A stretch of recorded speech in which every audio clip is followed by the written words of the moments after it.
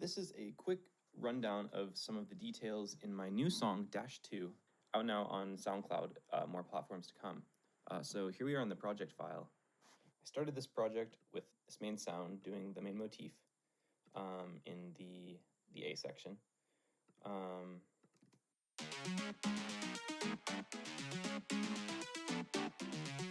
this is basically a super driven OTT'd saw synth with some unison. Here, if we look at the patch in Serum, there is a distortion that has a bandpass filter, and it is being modulated so that it like swipes down in frequency.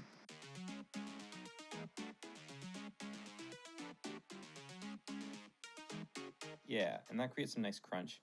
Part of what I really like about this sound is that I used Soothe 2 just on this regular function of attenuating harsh frequencies, but I made the attack a bit longer.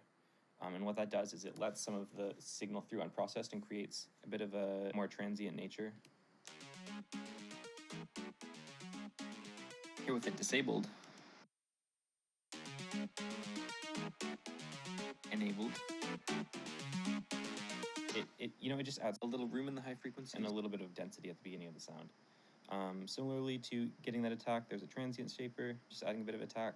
I really like sounds like these that allow you to have some sonic identity, but also to not detract from the harmony that's being played. Like if it gets too distorted, you're not going to be able to hear the harmony. And if it's too simple, it's going to sound like a wimpy sound. Is kind of my philosophy. Yeah, so there's this little dubstep break.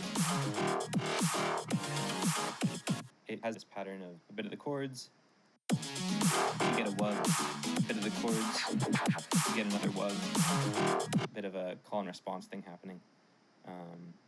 I duplicated the first part, cut the bars 2 and 3 out, and then injected the wub into that part and went from there. Here in this middle section, things get kind of weird. Some non-diatonic arpeggios happen here. They don't really sit in a certain key center. But there is a repetition of the arpeggio kind of transposed in places, and that gives it a little bit of structure, so it doesn't feel like it's completely random. But it's pretty chaotic. And it gets joined with another synth doing the same pattern, but transposed. Not an exact number of semitones, mind you. And then there's just chaos. We have our charging horde of goblins that ready to, like poke some eyeballs out. The Dasher has to escape from something. You gotta have a bit of conflict, Dasher escapes the goblins. We go into the 10-4 section. Up near this transition, I am automating. There's this kind of wavy thing happening to all of the tracks, and that is because on the master, I put an auto pan, and the amount opens and then closes just in time for the next section. There's the motif that comes in, and this is a synth brass piano hybrid sound. Both contact instruments. To create space for that, amidst all of the arpeggios that are happening at this point, there is a Soothe instance on this synth bus. Sidechain input the piano synth brass.